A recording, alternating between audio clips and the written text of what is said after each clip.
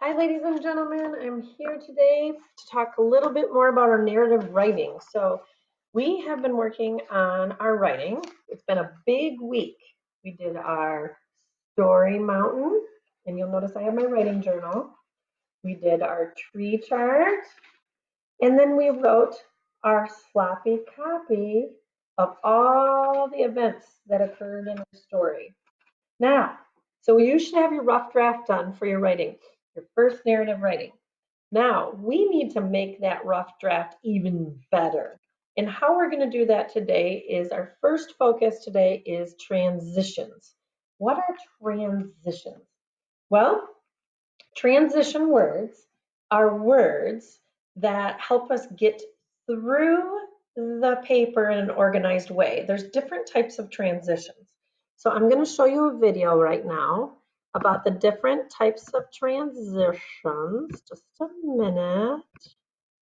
Let me get here. And it's right here.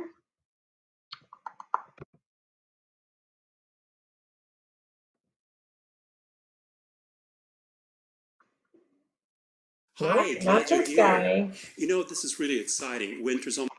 Not him. Sorry, guys. In this video, Nope, not him either. These are all videos I was looking for to find a good one for you guys. Let's see, is it this one? Yep, here it is. Transitions, a la Schmo. Not the Well, give it a minute.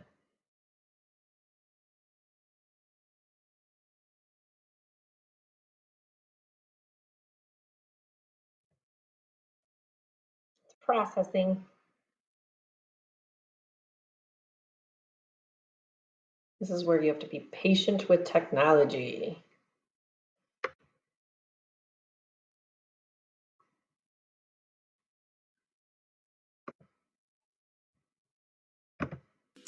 There we go. contact lenses. You've probably spoken to someone at one time or another who didn't use transitions in their speech. It likely sounded something like this. I love hot dogs. Do you swim? Flowers are pretty, aren't they? How many pets do you have? I have to go to the bathroom. Sound like any 5-year-olds you know? What are you talking about? I've got it together. Any lawyers? There may actually be some link between all these thoughts, but the world will never know, because that guy failed to use transitions. You can think of transitions as signposts that are scattered through your essay, which help your readers navigate the various ideas you introduce. Good thing I changed into my comfy shoes. They basically help make clear what one thing has to do with another, so your readers don't get lost. Which is a good thing because they only have enough water to last them a few days. Your goal is to craft a paper that flows so smoothly that it isn't jarring when you go from one paragraph to the next. It should feel more like a steady stream of thought than a crashing waterfall of thought. There are two major types of transitions: those that transition through words and those that transition through ideas. Transition words indicate a relationship between a couple of ideas.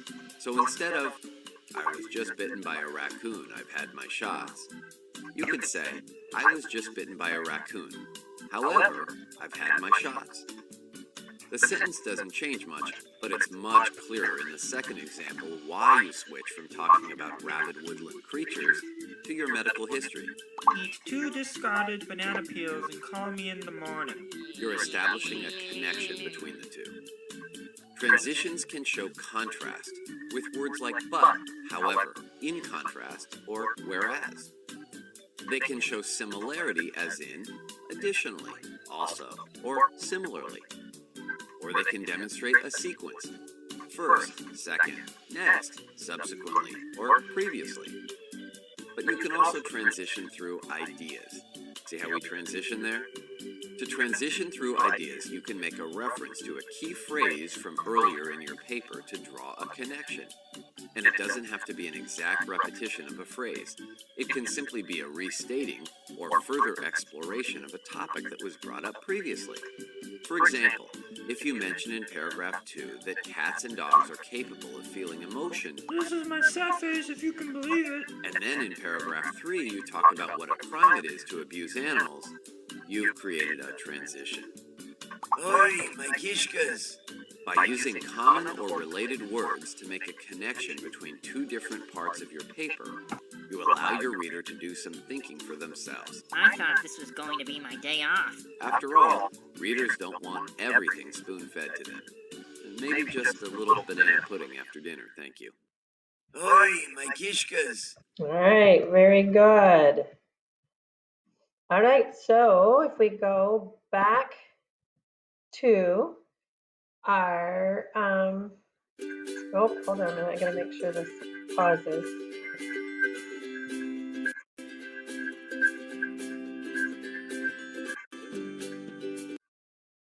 Trying to get this video to stop. Miss Lloyd and technology is having a hard time today. Here we go. Okay, so what I want you to do is find your reading journal, or writing journal, I'm sorry, it's writing, and find the page that you had written focus on. So our focus a couple days ago was concrete details. If you can't find that page, just find a new page. It's totally fine, maybe behind your story. You can find a new page in your writing journal. And I want you to take notes on transition words. So we watched in the video, there are 3 types of transition words. Transition means to move. Like if I'm transitioning something, I'm moving. So if I transition from math to reading, I'm moving from math to reading. So go ahead and start writing this down in your writing journal. Transition words. So there are 3 types. There's the contrast transition word. And what that means is when we compare 2 things that are different. We've heard of that word before, contrast. If we're going to contrast how Miss Lloyd is different than Sarah Baya, what is different about us? Okay, she's younger than me, she's shorter than me, she's smarter in math than me, something like that. So contrast. 2 examples of contrast words when we're using transition words are the words but and however. So I could say, Sarah Baya is smarter than me in math. However, I can drive a car. So that kind of compares that she's smarter in math than me, but I can drive a car. All right, go ahead and get that down. The next type of transition word is similarity. So that's kind of comparing things that have similarities. So they're the same. So we use this in writing. Additionally, also, similarly. So if I say, Mr. Lloyd found a cooler floating down the river and also found a life jacket. So we're kind of comparing similar things that he found floating down the river. Those are transition words. All right, go ahead and get that down. And the last type of transition word is sequence. This is your order of events in writing. So go ahead and take time to do that. And then we have this huge list. These are the most popular types of transitions. And I'm going to give you a lot of time to get that down. So if I say first, we went fishing. Second, we saw the boat floating. Next, we called the police. Previously, while searching for people under the boat, Mr. Lloyd found a bag of chips. I don't know, I'm just making that up now. Then the fire department came. In the beginning, I was excited for the evening. In closing, I'm really happy that no one got hurt in the accident. Finally, the police found the owner of the boat. At last, I was relieved to find out no one was hurt. Later, it was getting dark and we couldn't see in the water. Lastly, we went home to go to bed for the evening. Eventually, the police found the owner of the boat. The next day, the police found the owner of the boat. As soon as Mr. Lloyd got out of the water, we began to get interviewed. So do you see how these all work for sequencing your writing? I love the example in the video that kind of spoke about, like, you just kind of speak, like, I like potatoes. What do you like to do? I like to swim. I mean, that sounds very like caveman or cavewoman talk. We need transitions, like, I like to eat potatoes. Next, I like to play basketball when I'm done eating potatoes. What do you like to play after you're done eating potatoes? So do you see how it's kind of transitioning and sequencing the events? All right, so if you need more time, pause the video. But in the meantime, we're going to keep moving. So anytime Miss Lloyd says you need to add transition words, do you have transition words? This is the list you're going to go to. This is an important note, so make sure you have this down in your writing. All right. So I'm going to move on and I'm going to go to when do I use transition words? So when do I use them?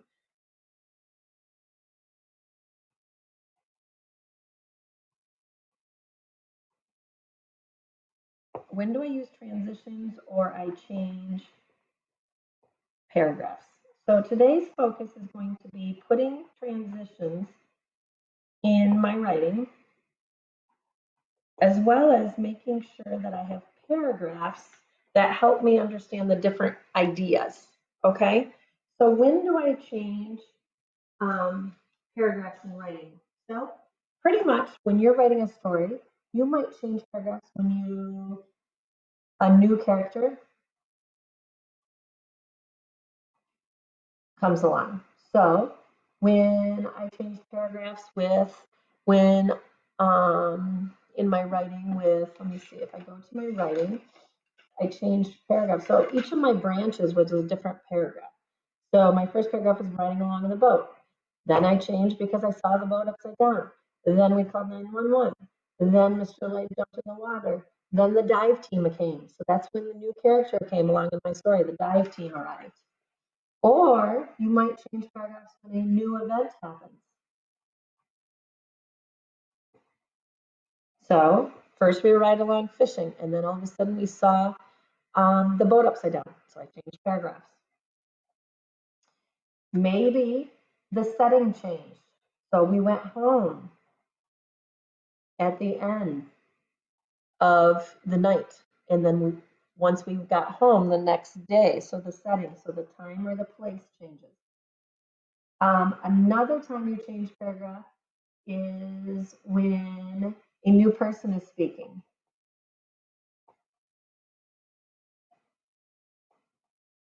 So if you have dialogue, which we're going to learn about dialogue tomorrow.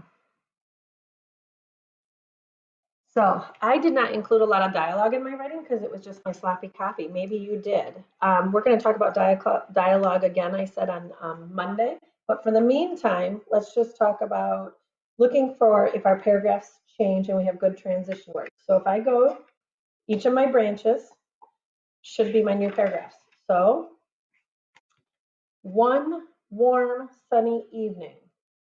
Okay. Then we were floating down the river to go fishing. The sun began to set, and all of a sudden we saw something scary. So did something change in emotion? Yep, good. Things were floating randomly in the water. Okay, I feel like I need to add a transition. So if I go to my words, things were floating down the water.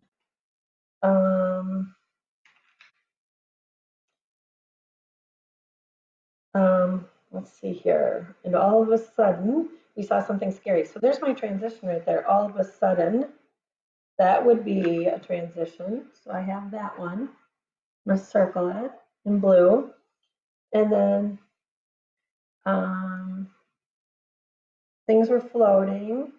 I think I'm going to leave that because that kind of goes with the sentence of we saw something scary, then things were floating down the water. Then right here, down at the bottom, it says, my husband, Chad, and I feared death. I hurried and called 911 for help. I think we can do next. So I'm going to put the word next, and I'm going to next, comma, and I'm going to circle it. It goes at the beginning of the paragraph. There's my transition. Chad continued to dive underwater. Maybe I can use the word meanwhile. Meanwhile, comma. There's my transition. Chad hurried back into the boat.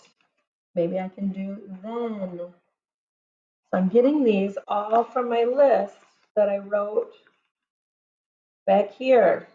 So I used then, I used meanwhile. Oh, do I have meanwhile on here? Nope, that's in meanwhile. Good. So then Chad got meanwhile, or then. Chad hurried back into our boat and wrapped in a towel. The police interviewed us. That evening, there's a good transition. Good. And then, let's see. At his home, the police brought him in for questioning. The sheriff informed us that no one was injured. Da, da, da, da, da. I think that's a good transition because that's our last paragraph. So your goal today is to go through and add transitions. You must have a transition at the beginning of each paragraph circled, so you know you've included those. And use this list right here to help you. So that's your goal, is to check. Do you change paragraphs with a new character comes along? Do you change paragraph when a new event happens? Do you change paragraphs when you change settings? Do you change paragraphs when a person speaks? So think about those things as you're writing. So today's a little bit easier day. As long as you have a great draft, you should easily be able to add your transitions in. All right, that's your work for today. Have a great day.